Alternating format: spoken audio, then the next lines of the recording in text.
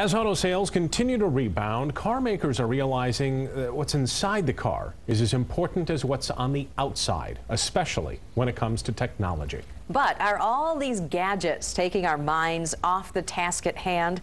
24-hour News 8's Joe LaFurgey has more from the North American International Auto Show in Detroit. A vehicle isn't just for getting from point A to point B anymore. The technology in these things is amazing. Of course, you can find out where you're going on a map, you can make a phone call, listen to the radio, and this technology is increasing by leaps and bounds, it seems like, every model year. Consider Ford's Sync technology. So this is our new performance upgrade for our Sync Gen 2 system, or My Ford Touch. Radio, say a frequency or preset. 98.7. Tuning to FM 98.7. The video screen in the middle of the dash and the system it's hooked up to goes well beyond allowing the driver to just pick a radio station or make a hands-free phone call. You don't have to do anything other than drive the car and use voice commands. On the screen it'll have a button that you can say listen, or you can use the voice command listen to text message and it will read it back to you. You can also respond with one of 20 messages that we have in the system. Texting while driving is just one of the many distractions safety groups have been warning us about.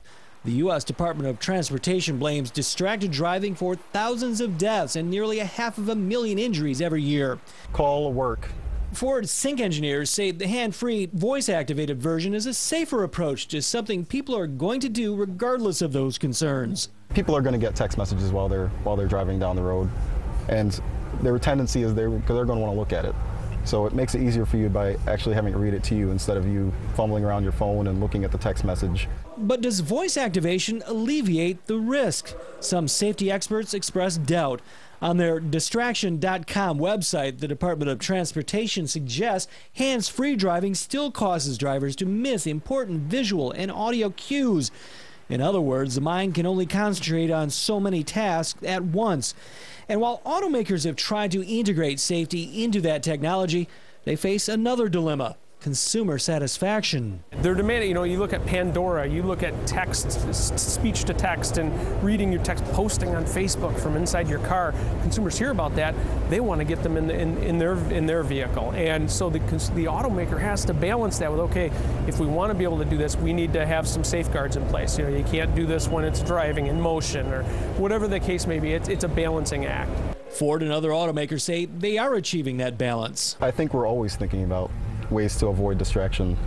There are things that we lock out on the system while you're driving down the road because we don't want you to be able to do that. The real challenge for automakers: give the public what they want and still keep them on the road. At the North American International Auto Show in Detroit, Joe LaFurgey, 24-hour News 8.